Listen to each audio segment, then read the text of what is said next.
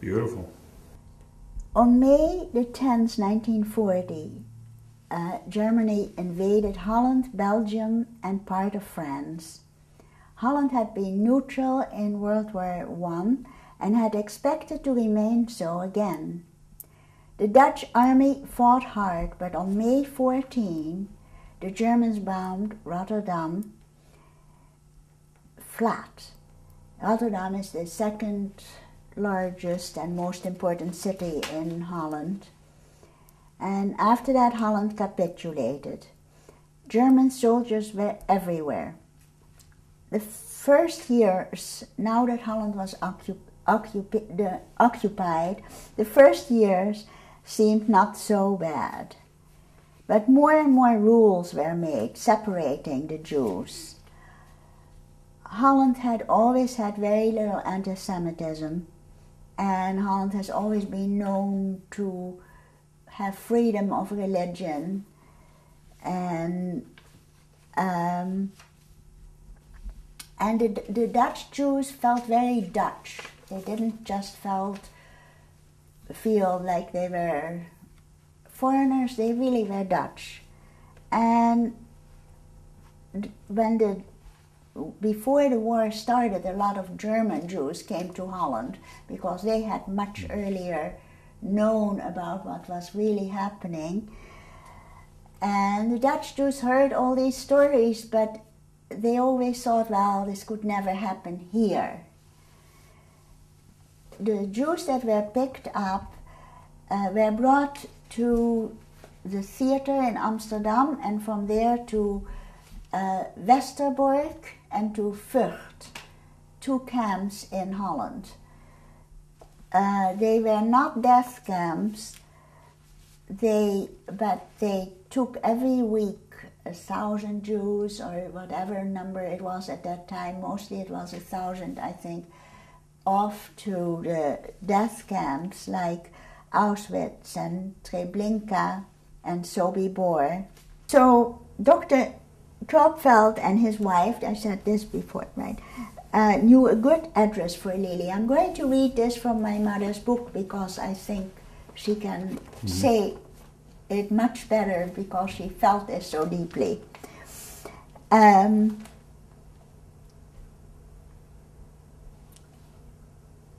Jacques told me, Jacques is my name of my father, my mother is Lien. Jacques told me right away that it was absolutely impossible for him to take her. Therefore, I didn't have much choice, and I had to make myself do this horrible task. As I am writing this, 42 years have passed, but believe me, I still hear her frightened crying when I arrived with her at the Kropvelds. I was 5 years old in 1942. The daughter of the people where Lily was going to live was waiting for her. The girl was about 6 years older than Lily, and strange enough, they looked a little bit alike. They could have passed as sisters. The longer I stayed, the more Lily cried, and Dr. Kropfeld advised me to leave. After closing the front door behind me, I stood there for a few minutes. I heard her crying, and when I finally left houses away, I could still hear her. When I got home, I was shaking all over, and it took me days to restore my balance. Where did Lily go? How was she doing? When were we going to hear about her? When were we going to get her back? The Moulins lived in Amsterdam and very close, actually, of where the Kropvelds lived, on the Laressestraat 58, Laressestraat 58 in Amsterdam. Jaap and Wies Moulijn had 2 children, Tammo, who was about 14 or 15 when I came, and Nell, who was 11. But as I lived there, they really came to feel like parents to me. I had false papers had a passport which said my name was Lily Moulin, and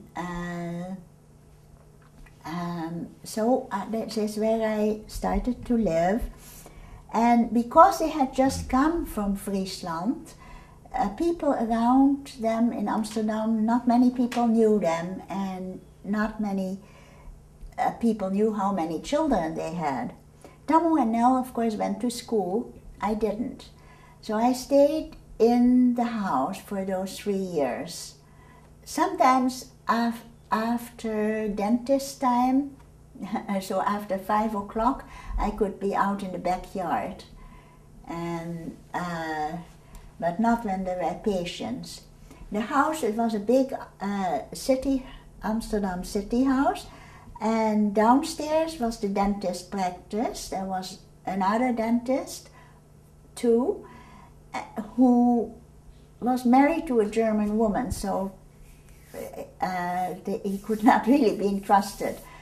Maybe he was trustworthy, but he was not supposed to know I was there. And then on the first floor we lived, and the second floor, it's ground floor, first floor, second, I don't know. Mm-hmm. That's a European. We lived on the second floor, and you can leave. Mm-hmm.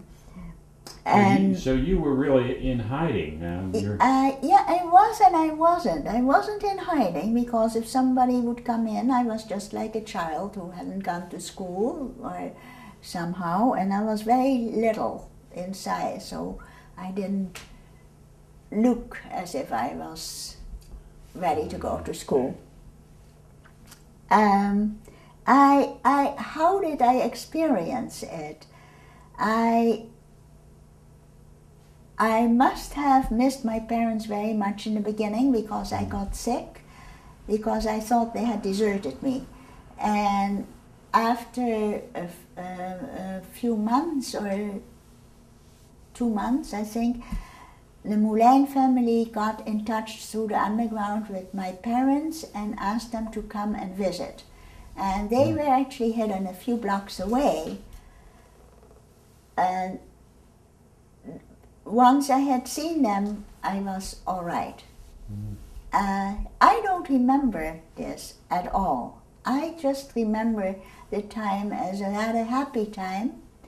I loved the Moulins, especially I loved Nell. I was sharing a room with Nell. We had to walk through Tammo's room to get to Nell's room. And so it took a lot of privacy away for them. And Nell was actually very brave and in the underground herself. She would bring around the paper, the underground paper, in her violin case sometimes. Nell played violin, and this is where I for the first time saw and heard a violin, and I just loved her violin. She made, when I was there for a while, she made me a cardboard violin and a stick with hair on it, and I was holding her cardboard violin. And when she went off to school, I would stand in front of her stand, music stand, and play all she was playing and sing it. And I can still remember that I was sure I was playing it. But of course it was a cardboard violin. When I turned 6, somehow Mevrouw Lens, who was also in the underground, Lucy Lens, and who was Nell's violin teacher, then found a little violin for me and came to the house to teach Nell and me. And I am still playing, and Nell became a violinist, very good. And of course Tammo and Nell both could not have any children play at home because nobody was supposed to know I was there. And it would be hard to explain why I didn't go to school.